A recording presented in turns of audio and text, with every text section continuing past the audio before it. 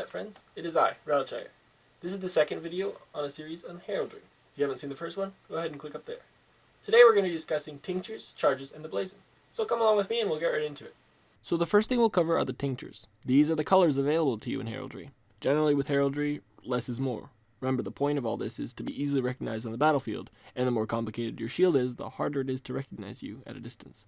So don't expect to be using more than 3 or 4 tinctures on your shield. First, we have the 2 metals. These are ore, which is gold, but it's usually depicted as just yellow, and argent, which is silver and is depicted as white.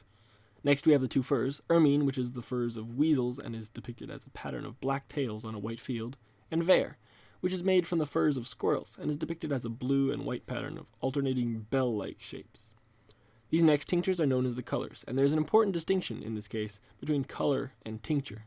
We have gules, which is a bright red color, sable, which is black, azure is blue, vert is green, and purpura is a regal shade of purple.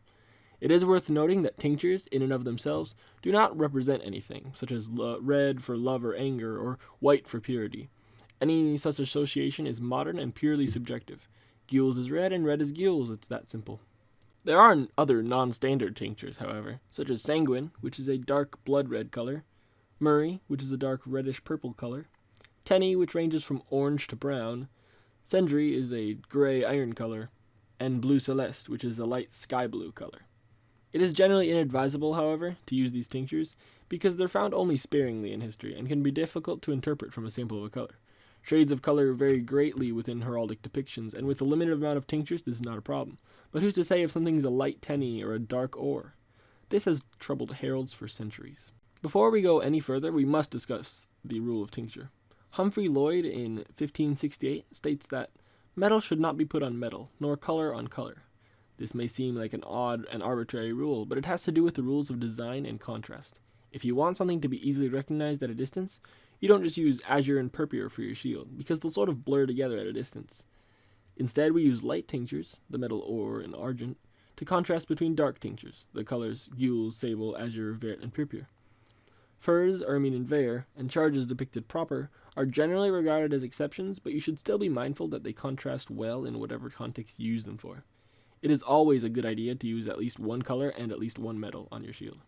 However, in history, not all arms were so well designed. Sometimes, indeed, people broke the rule of tincture. Famously, the arms of Jerusalem, chosen by Godfrey de Bouillon, were argent, a cross potent between 4 plain crosslets ore. This is a metal-on-metal violation, though it can be said that Jerusalem was regarded to be above the rules of heraldry. Except even regular lords, especially in places where there was no central heraldic authority, tended to break the rule of tincture from time to time. But it's more than just another rule to follow, giving us less freedom to do what we want. It's a helpful guideline in making sure your shield can be easily recognized, which, after all, is the goal here. It should be noted that, for the purposes of this video, I'm going to be going by the general rules of British armory for our purposes, so let's just follow it. Next, we'll take a look at the parts of the shield. The whole shield is often called an escutcheon. The top third of the shield is called the chief position, the middle third of the shield is called the fess, and the bottom third is the base.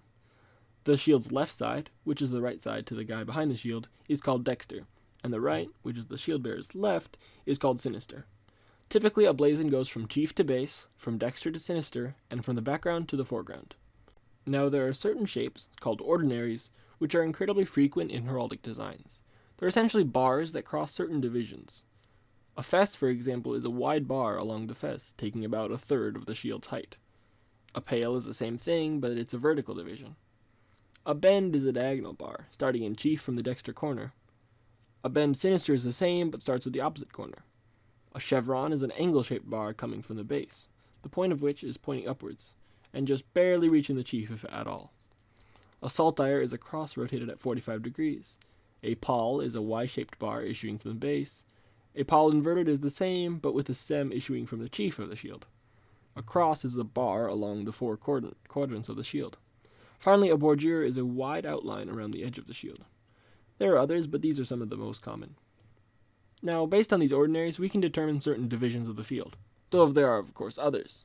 All divisions are usually blazoned as party per, or just per, which basically means parted along whichever line we're indicating. Per fess is a horizontal division along the fess. Per pale is a vertical division. Per bend is a diagonal division, starting in chief from the dexter corner.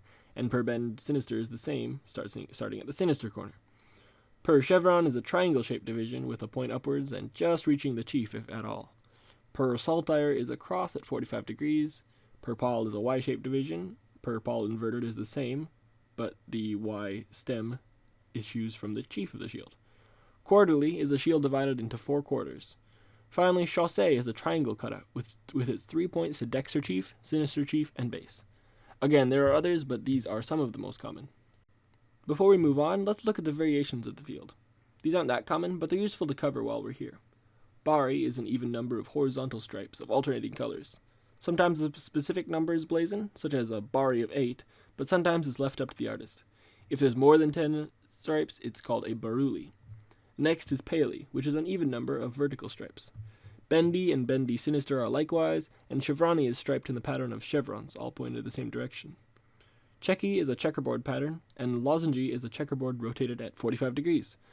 Additionally, as in this example, more than 2 tinctures can be used in a pattern. When the shield is divided into 8 radial triangles, it's called gironi. A field can also be patterned with any sort of charges throughout. We call this a seme, in this case a seme of flues de lis, a seme de lis.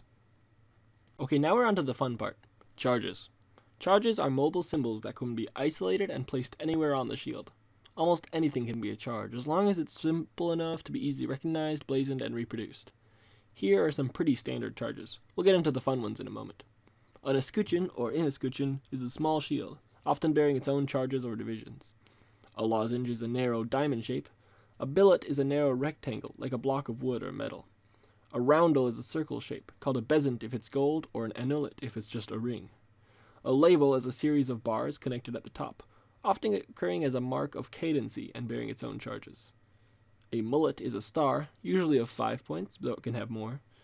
Of crosses, there are over 400 accepted stylistic variations. The crescent represents a moon, usually depicted with its points upward. Unlike the cross, however, it's not necessarily a religious symbol. The fleur-de-lis is a common charge, especially among French heraldry. Finally, we have a tower or castle, which appears frequently in heraldry of towns or fortified places, but equally on personal arms as well. There are an innumerable amount of charges that were common in heraldry, but these are just a few I've cherry-picked for this video here. Next, we'll look at another type of charge, animals. Whether it's the Lion of England, the Eagle of the Holy Roman Empire, or the Dragon of Wales, animals are incredibly common in heraldry. They're usually large predatory animals such as lions, eagles, dragons, and the like, but they could equally just as possibly be horses, cattle, bees, unicorns, fish, and just about any other animal you can draw. In order to represent any animal, however, we have to look at attitude. Attitude in heraldry refers to the animal's stance, position, and posture. It's what it's doing. For our example, let's use the most common heraldic beast, the lion. Keep in mind these terms will be slightly different for certain beasts, but most carnivorous quadrupeds follow these attitudes. The most common is rampant, which is Old French for rearing up.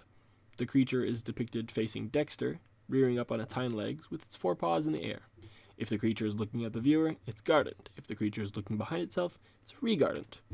A beast passant, which means passing by, is walking towards dexter with a right forepaw raised and the others on the ground. A beast statant is standing with all 4 of its paws on the ground. Salient is when the beast appears to be leaping, its front paws in the air and its hind legs still on the ground. A beast couchant is lying down with its head raised. Now to the birds. The most common type of bird is an eagle, and for eagles the most common attitude is with wings displayed. This is when the wings are spread out and the animal's body is turned to the viewer. If the tips of the wings are raised, then they are elevated. If the tips of the wings are lowered, then they are inverted. Additionally, an eagle can appear with wings adorsed, that is, the eagle facing dexter with both its wings behind its back, and one wing only partially visible. If an eagle's wings are folded into its sides, as if the bird was perched or landed, it is blazoned as an eagle close. Eagles seldom appear such, but many smaller birds can be found volant, that is, in flight. One final note regarding animals is that the entire animal need not be used. It is very common to have just a beast's head, though of course other body parts were not uncommon. A head can be shown couped, that is, cleanly decapitated where the head meets the shoulders, or couped close, that is, decapitated where the neck meets the head. A head erased is torn from its body, often with a jagged outline of fur or feathers. A head cabossed is gardant with no neck showing. Now that we know some of the pieces to a heraldic design, we can start putting them together in a way that makes sense. Here's where the blazon, which we touched on last episode briefly, comes into its own.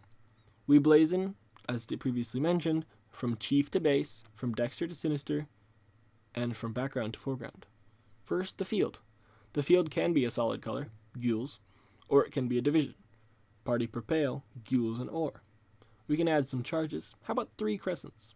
We overlay the 3 crescents on the shield, one towards dexter chief, one towards sinister chief, and one towards base, and across the division. This is the standard placement for 3 charges. Indeed, whenever you place a charge, you want to make it fill the greatest amount of volume it can. So we've got party per pale, gules, and or, 3 crescents. Hold on, what tincture should they be? Well, if we make them all one color, 1.5 would violate the rule of tincture. If we make them all one metal, we get the same problem. Instead, let's use a technique called counterchanging, which is almost guaranteed to give good contrast. Now we have per pale, gules, and or, 3 crescents counterchanged. This is a perfectly valid shield. It's simple enough to be easily blazoned and emblazoned, emblazonment being the term for depicting the shield rather than just describing it, yet it's distinguishable from other shields in that it can be easily recognized at a distance. Let's make another. First, again, the field. Argent is kind of boring, and we can split it along the fess, per fess, argent, and azure, but it's a little boring anyway. Divisions need not be straight lines, and there are all sorts of variations you can have on them. Let's make it party per fess wavy, argent, and azure. Let's add a fess, but make it wavy to match the other division, which it looks like we've just now covered up by adding this fess. So let's counterchange it so the division underneath shows through, and so there are 3 separate wavy lines. Well, it looks like we've run into another problem, and that's where to put the charges. Our fess is a mess. I mean, it looks nice, but we can't fit anything on it, can we? Don't worry, limitation breeds creativity. We have room in the chief and the base for charges, so we can use either one. Let's use the chief for this example. Simple charges are really good. How about some mullets? Maybe 3. No. Remember, mullets are stars. Why do I even bother? There we go. Okay.